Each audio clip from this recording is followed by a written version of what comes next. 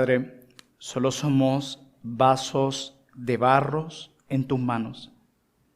La excelencia no está en nosotros, sino en tu poderoso evangelio. Padre, que toda la gloria hoy sea para ti. Que hoy tengamos, mientras escuchamos el sermón, una actitud de reverencia, de respeto a tu presencia, pero al mismo tiempo de gozo y alegría, porque tú estarás hablando a nuestros corazones. Que temblemos y prestemos atención, porque es el león de la tribu de Judá quien hablará en esta mañana. Oh bendito Dios, recibe toda la gloria, toda la honra, por los siglos de los siglos. Amén. Amados hermanos, tal cual como se había anunciado semanas anteriores, hoy iniciamos nuestra serie expositiva basada en el libro del profeta Amós. Una serie que particularmente a mí me ha tenido muy emocionado desde hace un mes que comencé a mirar hacia este libro maravilloso. Y varios hemos sido contagiados, particularmente en nuestra familia. En nuestra casa habitamos 3 matrimonios que somos miembros de nuestra iglesia. Y todas las noches, luego de cenar, nos sentamos a conversar sobre diversos temas. Y uno de ellos es acerca de la palabra de Dios. Y esta semana, como ya se había anunciado el libro del profeta Amós, cada cena terminábamos hablando de este libro. Y cada conversación iniciaba con la pregunta de mi suegro: ¿cómo vas con la serie del libro de Amós? Y de allí empezaba esa conversación álgida entre Karen, Jackson, mi persona, mi esposa, mi suegro, mi suegra, sobre los libros históricos, sobre Cristo en el Antiguo Testamento, sobre las verdades de este libro. Y sin duda alguna fui emocionado al ver la manera en cómo mi familia fue contagiada por estas verdades de la palabra de Dios que fueron recordadas cada noche en esta semana. Y espero que de la misma manera como ellos fueron contagiados por estas verdades y alentados por estas verdades, ustedes también puedan ser alentados, edificados, santificados por las verdades que encontramos por este libro que es palabra de Dios, y toda la escritura es inspirada por Dios y útil. Abramos nuestras Biblias en el libro del profeta Amós y vamos a leer Amós capítulo 1 hasta el capítulo 2, versículo 3, a pesar de que en la mañana de hoy nos vamos a enfocar únicamente en los primeros 2 versículos. Pero vamos a leer todo el capítulo 1 hasta el 2, verso 3, para entender un poco de contexto. Libro del profeta Amós, capítulo 1, versículo 1. Las palabras de Amós, que fue uno de los pastores de Tecoa, que profetizó acerca de Israel en días de Usías, rey de Judá, y en días de Jeroboam, hijo de Joás, rey de Israel, 2 años antes del terremoto. Dijo Jehová: rugirá desde Sión, y dará su voz desde Jerusalén, y los campos de los pastores se enlutarán, y se secará la cumbre del Carmelo. Así ha dicho Jehová: por 3 pecados de Damasco, y por el 4º no revocaré su castigo, porque trillaron a Galaad con trillos de hierro. Prenderé fuego en la casa de Hazael, y consumirá los palacios de Ben-Hadad. Y quebraré los cerrojos de Damasco, y destruiré a los moradores del valle de Abén, y los gobernadores de Bet-Edén, y el pueblo de Siria será transportado a Kir, dice Jehová. Verso 6. Así ha dicho Jehová: por 3 pecados de Gaza, y por el 4º no revocaré su castigo, porque llevó cautivo a todo un pueblo para entregarlo a Edom. Prenderé fuego en el muro de Gaza, y consumirá sus palacios, y destruiré a los moradores de Asdod, y a los gobernadores de Ascalón, y volveré mi mano contra Ecrón, y el resto de los filisteos perecerá, ha dicho Jehová el Señor. Así ha dicho Jehová, dice el verso 9, por 3 pecados de Tiro, y por el 4º no revocaré su castigo, porque entregaron a todo un pueblo cautivo a Edom, y no se acordaron del pacto de hermanos. Prenderé fuego en el muro de Tiro, y consumirá sus palacios. Así ha dicho Jehová, por 3 pecados de Edom, y por el 4º no revocaré su castigo, porque persiguió a espada a su hermano y violó todo afecto natural, y en su furor le ha robado siempre, y perpetuamente ha guardado el rencor. Prenderé fuego en Temán, y consumirá los palacios de Bosra. Así ha dicho Jehová, dice el verso 13, por 3 pecados de los hijos de Amón, por el 4º no revocaré su castigo, porque para ensanchar sus tierras abrieron a las mujeres de Galaad que estaban encintas. Encenderé fuego en el muro de Rabá y consumirá sus palacios con estruendo en el día de la batalla, con tempestad en día tempestuoso. Y su rey irá en cautiverio, él y todos sus príncipes, dice Jehová. Capítulo 2, verso 1. Así ha dicho Jehová: por 3 pecados de Moab y por el 4 no revocaré su castigo, porque quemó los huesos del rey de Edom hasta calcinarlos. Prenderé fuego en Moab y consumirá los palacios de Keriot. Y morirá Moab con tumulto, con estrépito y sonido de trompeta. Y quitaré el juez de en medio de él, y mataré con él a todos sus príncipes, dice Jehová. Amén. El profeta Amós ministró durante los reinados superpuestos de Jeroboam II en Israel y Usías en Judá. Su ministerio ocurrió en algún momento entre los años 760 y el 755 a.C. Amós profetizó en un momento único en la historia del reino dividido. Durante este tiempo, Jeroboam II, que era quien gobernaba en este momento, pudo expandir las fronteras de Israel y sus éxitos crearon prosperidad económica para muchos y también una sensación de seguridad. Quiere decir que en el momento en el que Amós está profetizando, era uno de los mejores momentos de la nación. Prosperidad económica, gran seguridad, todos se sentían seguros, las cosas humanamente estaban marchando muy bien y es precisamente en este momento de comodidad, prosperidad y seguridad que Amós viene diciendo: Dios los va a destruir. En medio de momentos de buenas noticias, el profeta trae muy malas noticias para este pueblo pecador. Es bueno destacar que durante estos años Israel prosperó y surgió una clase alta y rica que explotaba a los pobres y pervertía la justicia, como lo vamos a ver a lo largo de todo el libro. Aunque Amós era nativo de Judá, Amós profetizó sobre el reino del norte de Israel. Para aquellos que no lo recuerdan o que no lo saben, recuerden que luego de la muerte de Salomón, las 12 tribus de Israel se dividieron. Unas se fueron al reino del sur y otras al reino del norte. Pues aquí nosotros tenemos a Amós yendo desde el sur, él estaba en el sur, y Dios lo envía a predicar juicio a las tribus que estaban en el norte. Él se traslada de un lugar a otro en obediencia al Señor a profetizar juicio. Por eso es que su mensaje fue primordialmente a las tribus del norte de Israel. Por cierto, la mayoría de las tribus estaba hacia el norte. Amós predicó una sociedad opulenta, ostentosa, que estaba profundamente involucrada en la adoración falsa. Por eso en el libro se destaca mucho la idolatría de esta gente, pero también estaban muy involucrados en el maltrato a los pobres.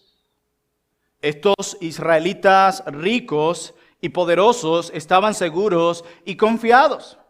Y Amós no se para aquí a hablar como una especie de socialista, no, de hecho el socialismo es totalmente contrario al cristianismo. Amós se para aquí delante y de parte de Dios a profetizar castigo a aquellos que intencionalmente violaron el segundo mandamiento de amar a nuestro prójimo, o el segundo encabezado de la segunda tabla de los 10 mandamientos. Y en medio de esta sociedad complaciente, opulenta, ostentosa, llega el profeta Amós declarando que Israel ha roto el pacto de Dios, y como han roto el pacto de Dios, ustedes experimentarán el juicio de Dios.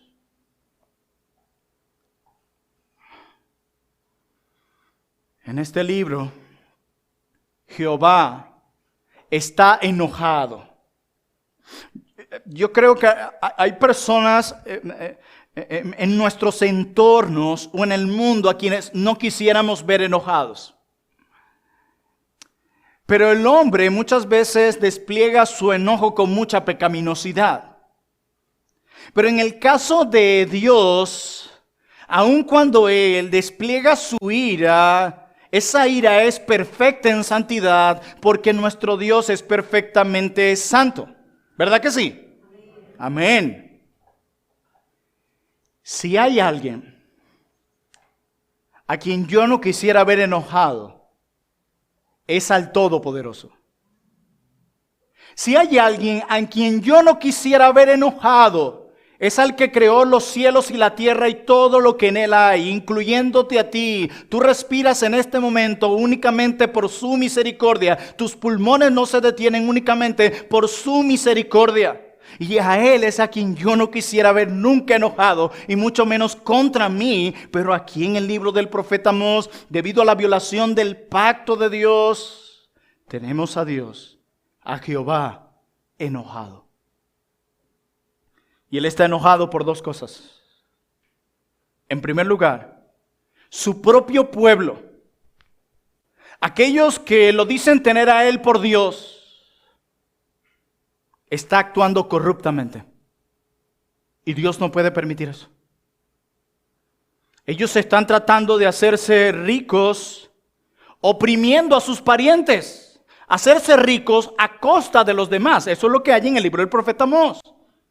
Pero la segunda razón que enoja a Dios aquí es el hecho de que su pueblo desprecia a los que son justos y desprecia la palabra de Jehová, rindiéndose a otros dioses. Estas dos cosas enojan a Jehová y él tiene que actuar, porque si él es santo, él debe hacer algo contra el pecado. Por eso al inicio de este libro, a pesar de que el enfoque, como lo pueden ver en los primeros 2 versículos, es el juicio contra Israel, el juicio contra el pueblo de Dios, a pesar de que el énfasis está allí, en el capítulo 1, como veremos el próximo domingo, Dios despliega su juicio, declara su juicio sobre todas las naciones. Y es interesante porque cuando ustedes miran todas las naciones que se mencionan aquí, que leímos hace un rato, sobre las cuales Dios derramaría juicio, todas esas naciones estaban alrededor de Israel, si lo ven en un mapa.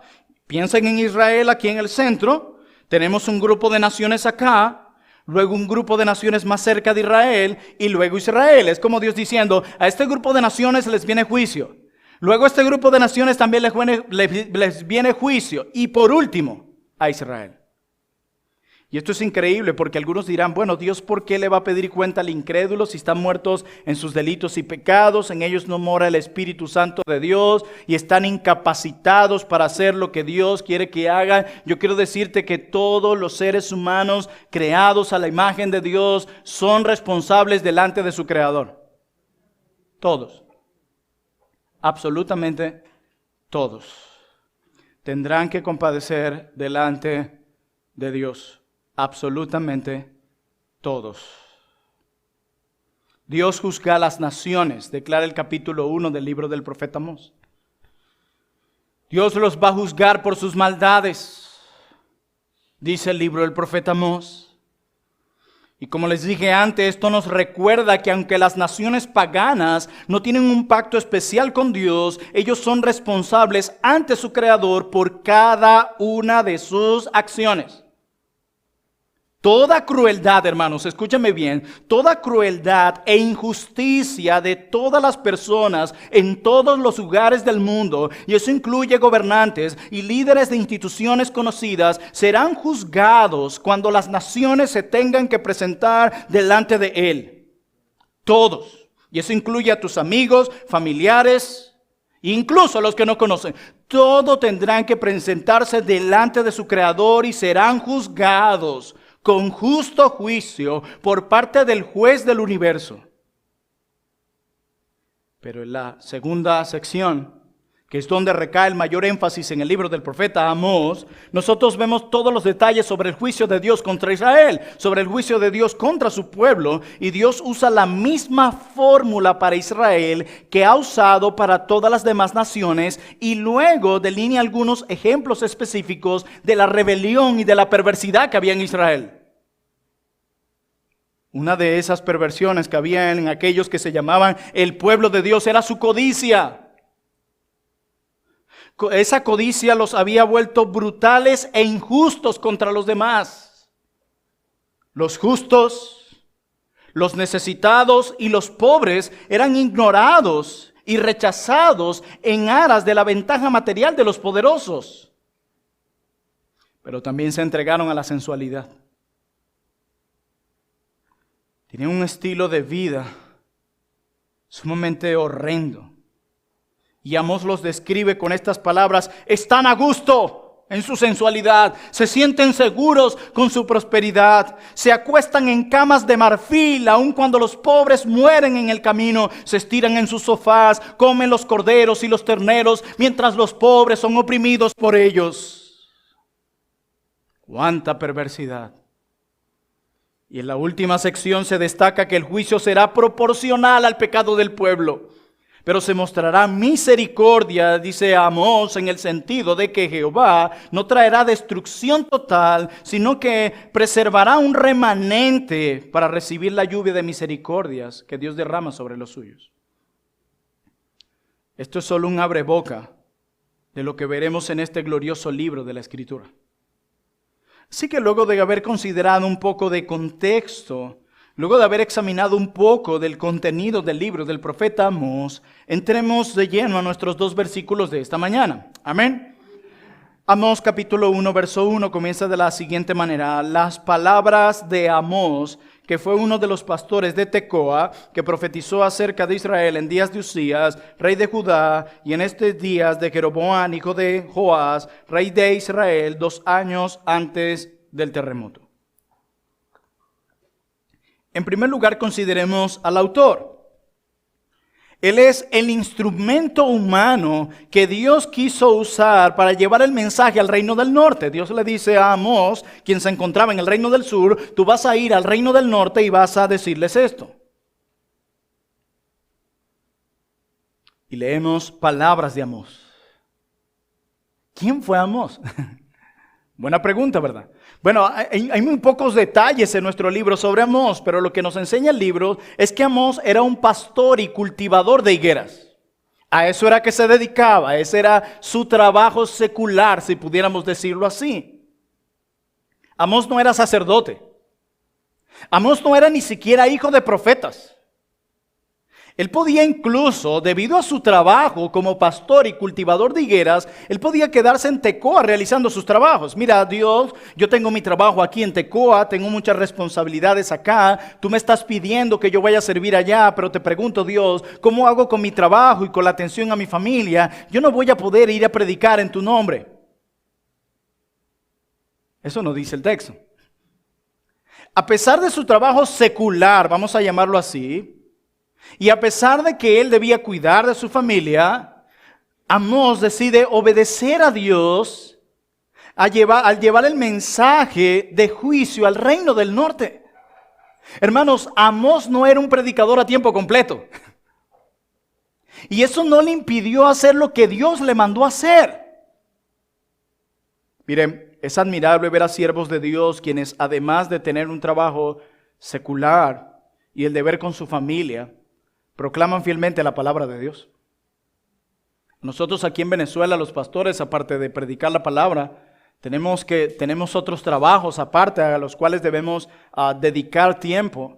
Y a veces sin duda alguna se vuelve complejo, pero verdades como esta nos alientan sencillamente a esforzarnos a servir al Señor a pesar de nuestros otros empleos y a pesar de que debemos dedicar tiempo a nuestras familias. Estas verdades nos enseñan que nadie puede justificarse. Mira, yo no puedo dedicarle el mismo tiempo, la misma exigencia, la misma calidad a esto el domingo o en la semana en la iglesia porque yo tengo otros trabajos seculares. No. Amós, a pesar de no ser a tiempo completo, de tener un trabajo como pastor y cultivador de higueras y de tener una familia que cuidar, dice: Señor, dime qué quieres que haga. Ve y predica al reino del norte, que vendrá un juicio inminente debido a sus pecados. Y Amós dice: yo iré. Amén. En segundo lugar, quiero que veamos las creencias de Amós. ¿Qué creía Amós sobre Dios?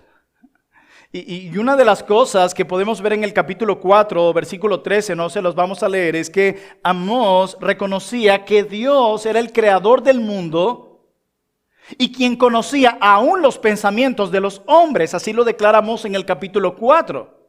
Pero en el capítulo 5, Amós sigue estando activamente entendiendo, mejor dicho, quién era Dios. Y Amós en el capítulo 5, verso 8, reconoce que su Dios es el sustentador de su pueblo. Amós dice en el capítulo 5 que Dios es quien hace que suceda el día y la noche. Y el que controla las olas del mar, dice Amós. Ese es mi Dios.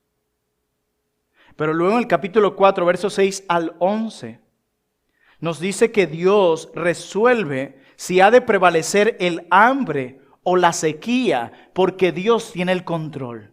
Amós reconocía que el Dios de quien él hablaba, de parte de quien él hablaba, era un Dios soberano. No solamente, como dije ahora, era el Señor y Creador del mundo. No solamente Él es sustentador de todo lo que hay, sino que Él es soberano sobre todo lo que sucede. Dios pudo evitarlo y no lo hizo. Él es soberano. En el capítulo 9, verso 13, Amós dice que el Dios a quien Él sirve determina la abundancia y la escasez. Él es quien empobrece y enriquece. De hecho, Amós dice, aquí vienen días, declara el Señor, cuando el arador alcanzará al segador y el que pisa la uva, al que siembra la semilla, cuando destilarán vino dulce los montes y todas las colinas se derretirán. Dios es quien determina todo lo que sucede. ¿Qué entendimiento tan majestuoso tenía Amós sobre Dios? Y esto es importante, ¿saben por qué? Porque el problema de muchos cristianos hoy es que no conocen a Dios. ¿Recuerdan que el domingo pasado les decía, el domingo antepasado, que nuestro conocimiento de Dios determina cómo sufrimos? Y ese es el problema, que los creyentes no conocen a Dios. Tú le preguntas a alguien, incluso a pastores, ¿qué conocen de Dios? Y parecen estar presentándote un Dios contrario al de la Escritura. Y el otro problema que tenemos con respecto al conocimiento de Dios es que otro grupo de creyentes, que es la gran parte, solo conoce a Dios intelectualmente. Ellos pueden hablarte de conceptos teológicos muy bien. Ellos pueden decirte tal verdad está en tal capítulo y tal versículo. Ellos pueden hablarte muy bien de definiciones teológicas, incluso argumentos históricos, y no solo hombres, sino también mujeres en nuestras iglesias. Pero todo ese conocimiento de Dios no se ve en sus vidas. No se ve en sus experiencias de vida. Y a mí me ha tocado ver muchos que intelectualmente, hermanos y hermanas, que parecen conocer a Dios muy bien, pero cuando llega el dolor o la tentación de su vida, tú dices, hey, ¿dónde está todo ese conocimiento? Y eso está mostrando un grave problema en nosotros. Por eso te pregunto, ¿conoces tú a Dios?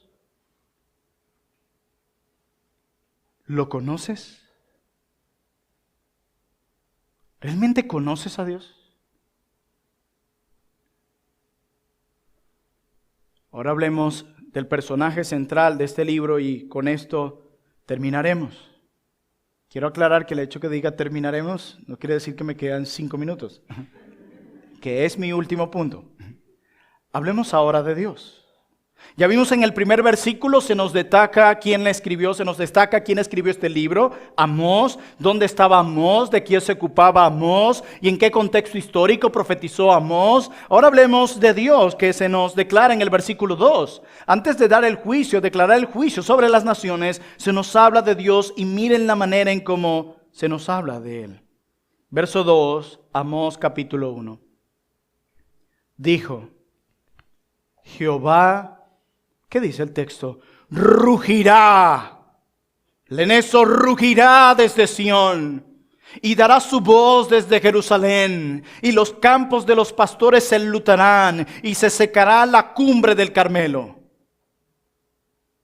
Aquí tenemos una introducción a todo el libro del profeta, una profecía que marca la pauta para lo que viene, es decir, que el contenido mayoritariamente será el justo juicio de Dios. La mayoría del contenido del libro del profeta Amós es el juicio del Dios soberano y justo derramado sobre los pecadores. Es eso lo que tenemos acá. Dice el profeta, Jehová rugirá desde Sión. Esta imagen confirma el resto de la profecía. Se describe a Dios como un león rugiente. Se describe a Dios no simplemente como un león rugiente, sino como un león enfurecido, está enojado. Así se describe a Dios.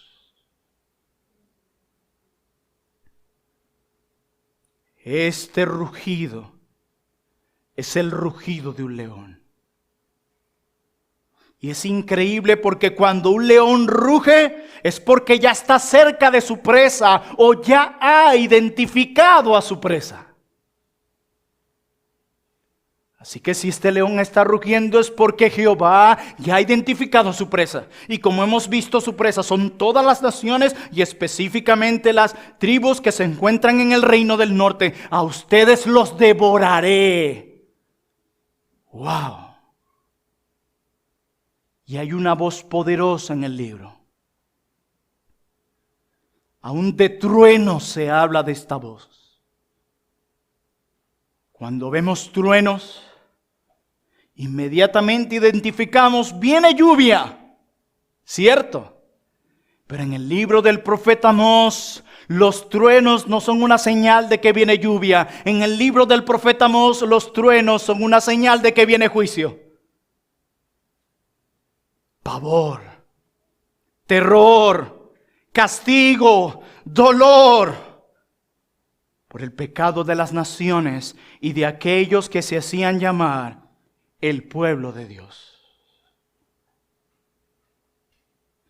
Y esta figura que usa el profeta la encontramos también en otro de los profetas, en el libro del profeta Oseas. Cuando en Oseas capítulo 11, verso 10, inspirado por el Espíritu, declara esto: en pos de Jehová caminarán, él rugirá como león, rugirá y los hijos vendrán temblando desde el occidente.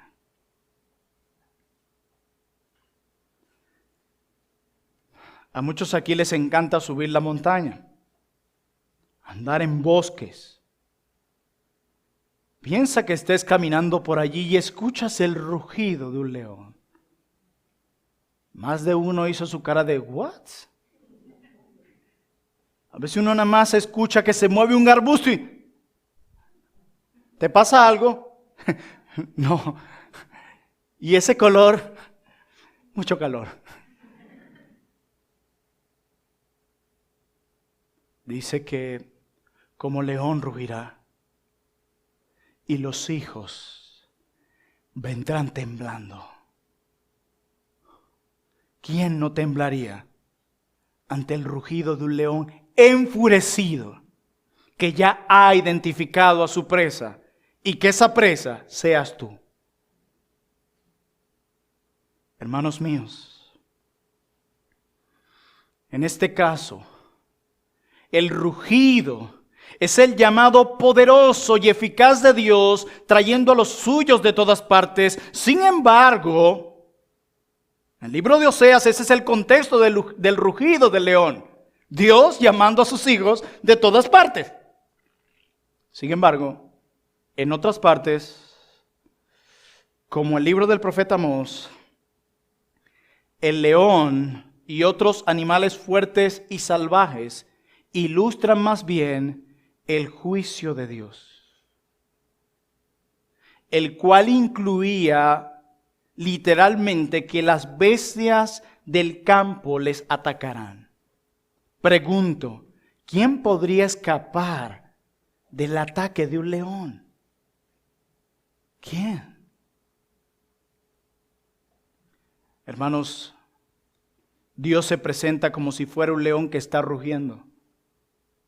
Con esta metáfora que tenemos aquí, el Señor presenta ¿qué cosa? Su autoridad y su reinado sobre todas las naciones. Por eso es que el libro del profeta Amós destaca la soberanía, la autoridad de Dios, pero también la justicia de Dios. Por eso el personaje central de este libro no es Amós, es Dios. La justicia de Dios era para Amós el atributo moral más importante de la naturaleza divina. Cuando tú lees el Salmo 73, te encuentras con Asaf, cuestionándose muchas cosas al ver la prosperidad de los impíos. Yo soy tu hijo. ¿Por qué ellos prosperan? Incluso llega un momento donde parece cuestionar su propia redención. ¿Sirvió de algo limpiar mis pecados? Pero dice el Salmo que cuando él entró al santuario de Jehová y contempló el fin de ellos, todo cambió. Hermanos míos, el meditar aún en la justicia de Dios y en su justo juicio debe traer consuelo a los hijos de Dios, quienes anhelamos justicia. Miren cómo lo expresa el capítulo 5, versículo 24 del libro del profeta. Dice el capítulo 5, verso 24, pero corre el juicio como las aguas y la justicia como corriente inagotable. Dios, haz justicia, derrama tu juicio. Hermanos, el Dios único es el juez de toda la tierra.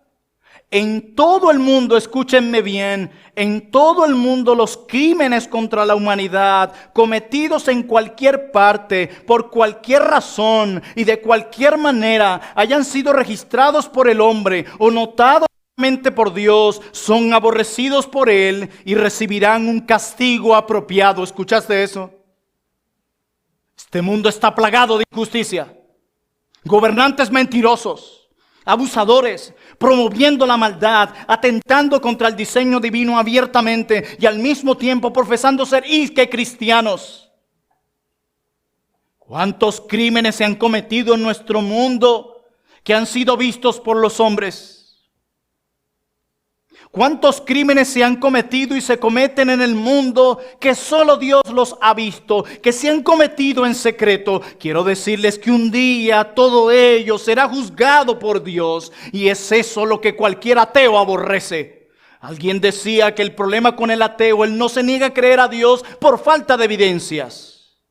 Siglo XXI, miles y miles y miles y miles y miles de evidencias de que Dios existe.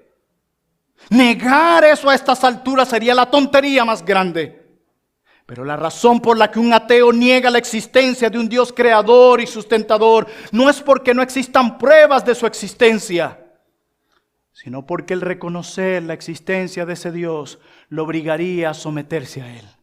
Y es eso lo que el ateo no quiere.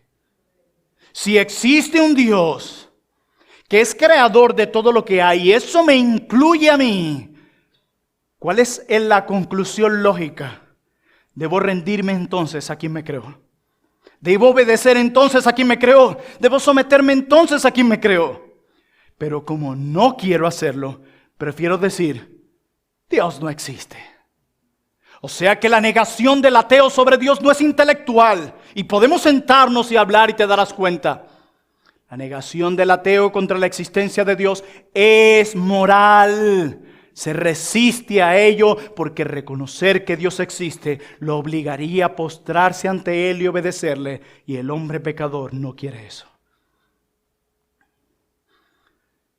Pero o te postras delante de Dios hoy o lo haces en su segunda venida para recibir el justo castigo.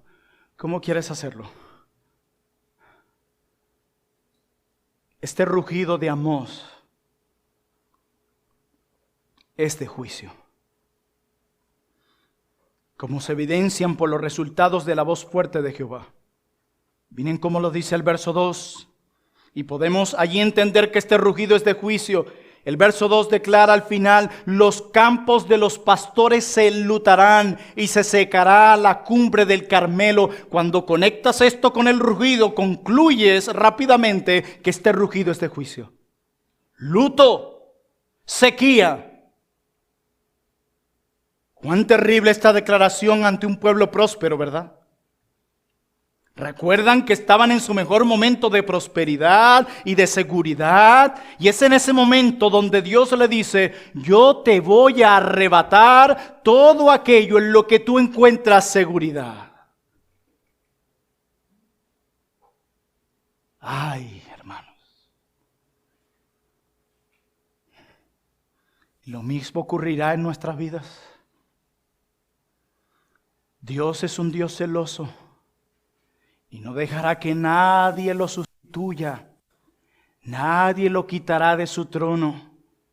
Todo aquello en lo que tratas de encontrar seguridad, incluso cosas legítimas y buenas, serán arrebatadas. Porque Dios derribará los ídolos de tu corazón, porque solo a Jehová tu Dios servirás, a nadie más. Por esa razón los 10 mandamientos comienzan con amarás. No, así no. Antiguo Testamento. No tendrás dioses ajenos delante de mí. ¿Por qué comienza con este mandamiento? Porque ese es nuestro mayor problema, la idolatría. Es interesante que dice: los pastores se enlutarán y se secará la cumbre del Carmelo. ¿Qué es esto? ¿Sabes lo que significa Carmelo? Significa jardín. Y era un monte con vegetación frondosa y estaba cerca del mar Mediterráneo. Y por estar cerca del mar Mediterráneo se encontraba siempre frondoso y lleno de vida. De hecho, Carmelo siempre fue un símbolo de belleza, exuberante productividad y fertilidad. Siempre. Y el primer juicio que se nos narra en este verso es la gran sequía. El monte Carmelo, lleno de prosperidad, fertilidad y belleza, dice Jehová, se marchitará. Cuando tú entiendes lo que significaba este monte y escuchas esta declaración de juicio, tú puedes pensar, imaginar la cara de la gente cuando escuchó esto por boca del profeta Amós. Y ahora bien, pastor, ¿pero en qué afectaría el hecho de que el monte Carmelo se marchitaría? Si era frondoso, lleno de vida y de alimentos, el hecho de que este monte se iba a secar, iba a implicar ¿qué cosa? Hambruna. Ya que esta zona era eminentemente agrícola, sobre todo, usada para la producción pecuaria. Vendrá hambre, como lo veremos más adelante en el libro del profeta Amós. Pestes, dolor. Les voy a quitar todo en lo que ustedes confían. Ustedes han encontrado seguridad en su economía. Ustedes han encontrado seguridad en su prosperidad económica. Se las voy a arrebatar.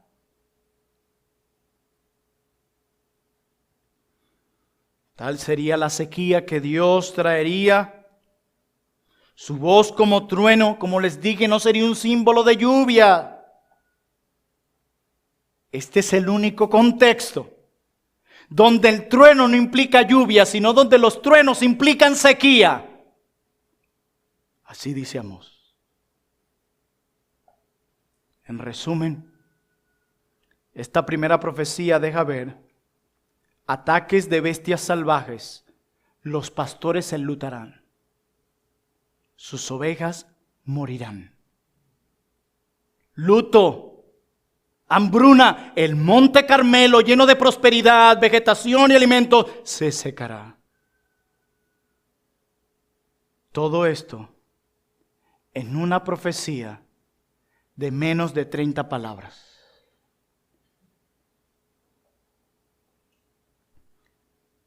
El futuro cercano para ellos era de castigo.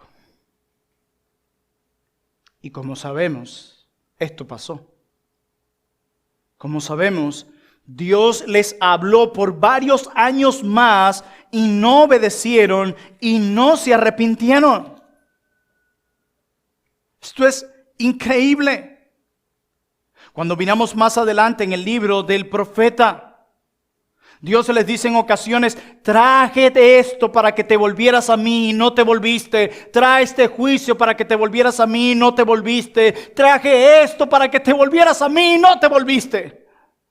A pesar de todo, no se arrepintieron.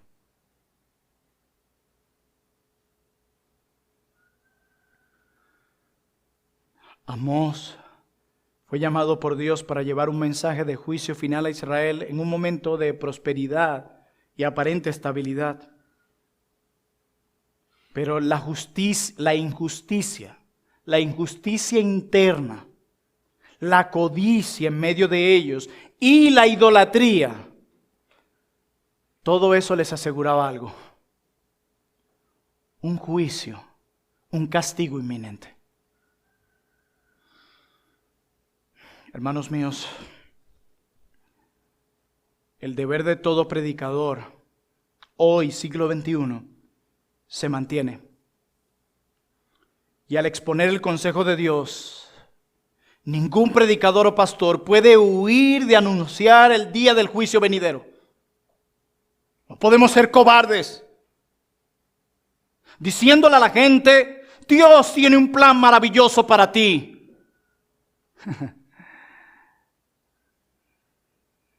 ¿Sabes cuál es ese plan? Castigo si no te arrepientes. Es el plan maravilloso. ¿Sabes cuál es ese plan maravilloso que tienes para ti? Dios tiene para ti. Que te arrepientas y creas para que alcances la vida eterna. Tomes tu cruz y lo sigas. Y ahora sufras por su causa, esperando la patria celestial y disfrutando de su presencia hoy, mañana y siempre. ¿Saben qué dice Amós? Nos dice: vengan conmigo y repitan una oración. Vengan conmigo y repitan la oración del pecador. Ni en el Antiguo Testamento ni en el Nuevo Testamento vemos ninguna oración al pecador. Siempre el mensaje de los profetas en el Antiguo Testamento y de los predicadores y apóstoles en el Nuevo Testamento fue: arrepentíos y creed en el Evangelio, porque solo a través del arrepentimiento y de la fe que podemos ser salvos.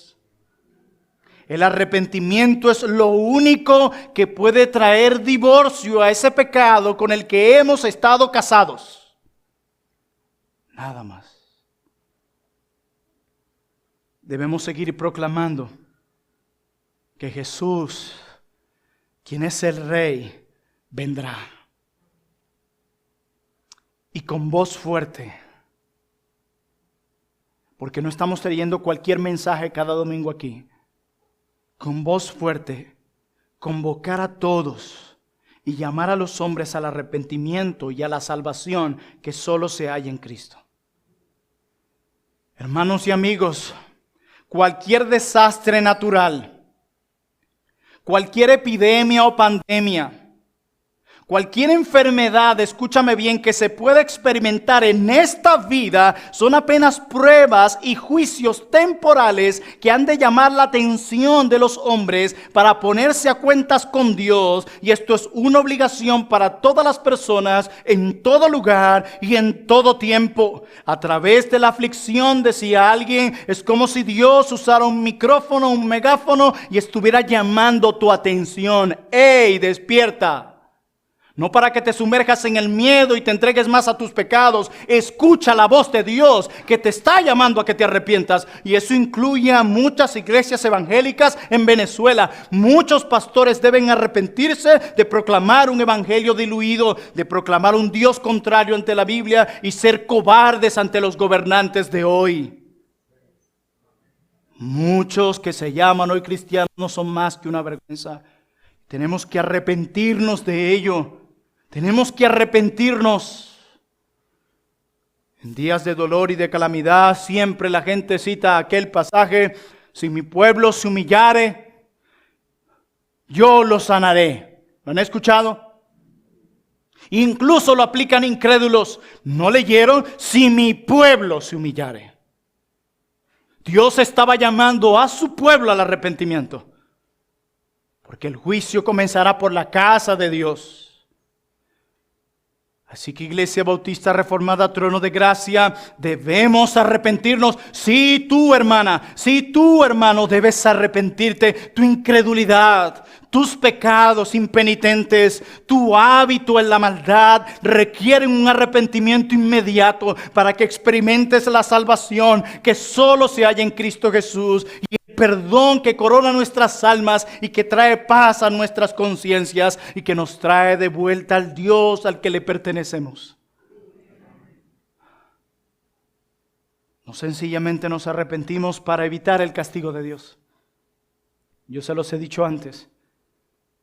Cuando yo peco contra mi esposa Catherine, yo no voy a pedirle perdón solamente porque quiero de vuelta su comida o su compañía. Yo le pido perdón porque la quiero a ella de vuelta. Cuando nosotros vamos y rogamos perdón a Dios, no lo hacemos sencillamente para evitar el castigo. No lo hacemos sencillamente por el miedo, sino porque yo te quiero de vuelta, Señor. Señor, yo quiero de nuevo tener una relación contigo. Señor, yo quiero de nuevo relacionarme contigo, Dios. Yo quiero hablarte, mi Dios, y tú eres un Dios amoroso, justo y bondadoso. Y yo por mi terquedad y rebelión he cedido de nuevo a este pecado que rompe mi comunión contigo. Oh Dios, hoy me arrepiento delante de ti y reposa mi fe nuevamente en ti, porque te quiero de vuelta, oh Dios, y tú eres mi única fuente de deleite y satisfacción. Debemos orar así. Debemos orar así.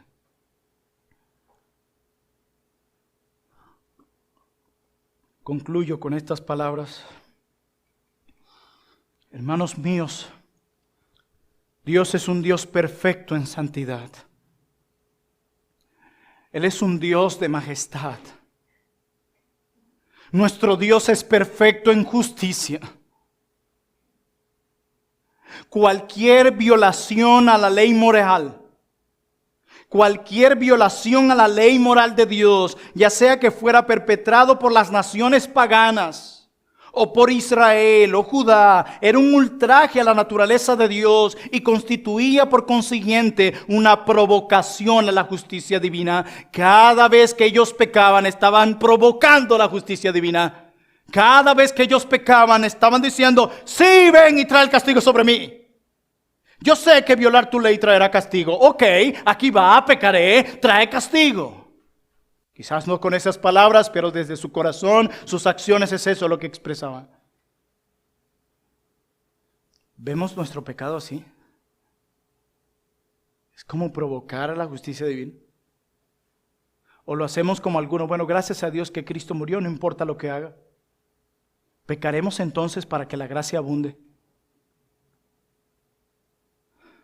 Sí, Jehová es justo y lo es.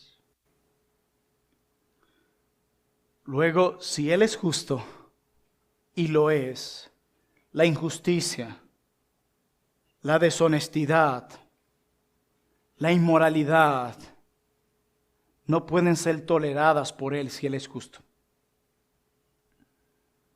Si Él es justo y lo es, las injusticias, la mentira, la deshonestidad, la inmoralidad deben recibir una severa retribución de su parte. Y eso sucederá porque Él es justo. Había injusticia interna entre el pueblo, codicia, opresión al prójimo a través de leyes injustas, abuso por parte de los gobernantes e idolatría por parte del pueblo. Todo eso demandaba justicia.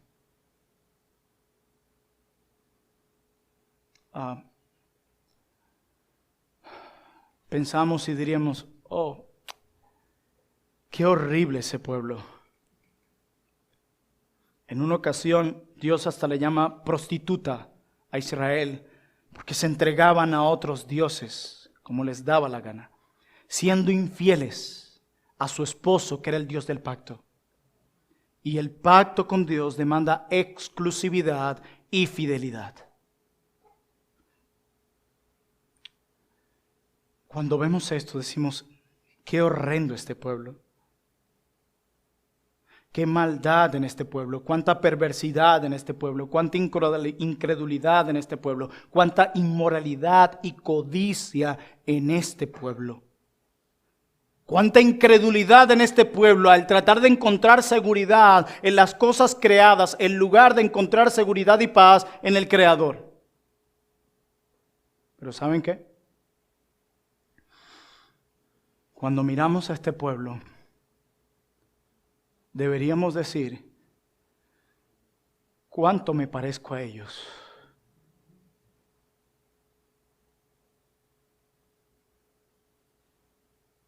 ¿Cuánto me parezco a ellos? Tratando de encontrar seguridad, paz, tranquilidad en otras cosas que aunque puedan ser buenas humanamente hablando, no pueden sustituir a Dios.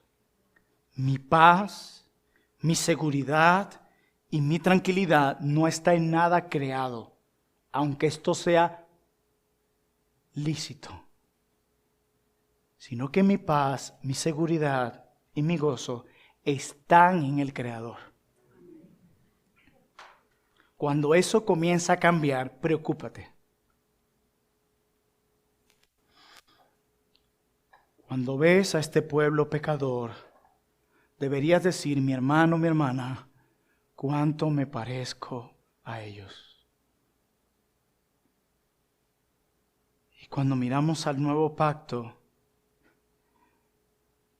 deberíamos decir, cuán distinto es Cristo.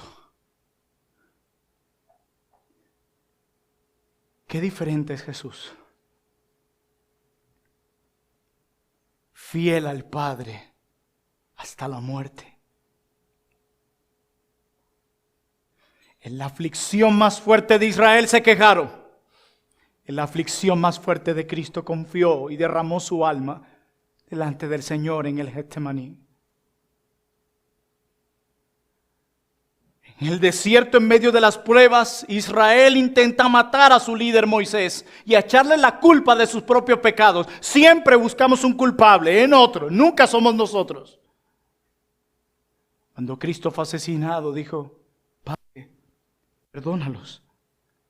No saben lo que están haciendo. Cuán distinto es Cristo.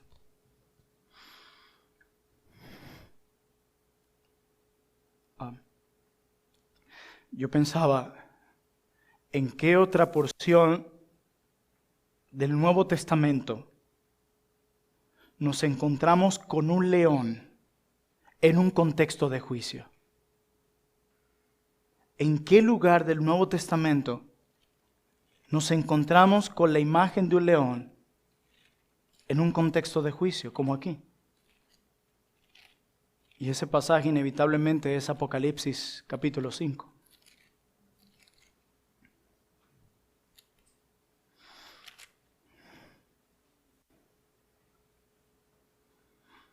Apocalipsis 5, verso 1, apóstol Juan, y vi en la mano derecha del que estaba sentado en el trono, o sea Dios, un libro escrito por dentro y por fuera, sellado con 7 sellos.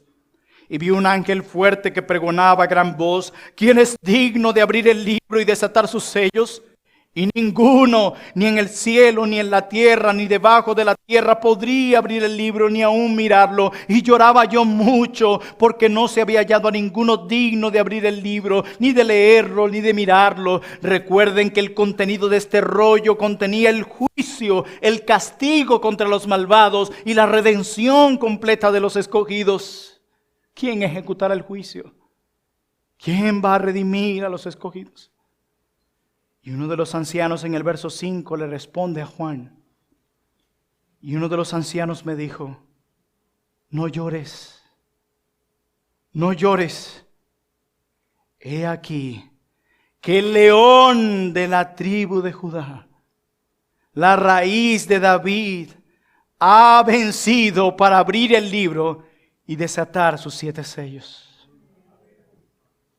Hermanos míos, es solo a través de Cristo que cuando escuchamos el rugir del león de Amós capítulo 1 verso 2, en vez de correr y en vez de llorar, deberíamos reconocer su autoridad. Pero en Cristo ese llanto y ese duelo pueden ser transformados en un consuelo para nosotros.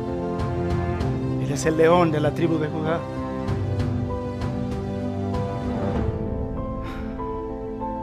Ese león hará justicia con aquellos que han puesto su fe en Cristo, en su excelencia, que han puesto su fe en su perfección, que han puesto su fe en su obra vicaria. Ellos, el león les hará justicia a ellos. Hermanos míos y amigos, es terrible si rechazamos al león. Es terrible si no prestamos atención a su rugido y a sus advertencias que encontramos en Amós capítulo 1 versículo 2. Si quieres tomarlo como un juego, tómalo. Pero el día del juicio no te veré reír.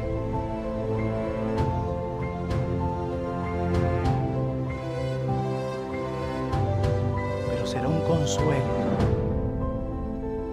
y un final glorioso para aquellos que han descansado en su misericordia y en su gracia. Bendito sea el nombre del Señor. Oremos.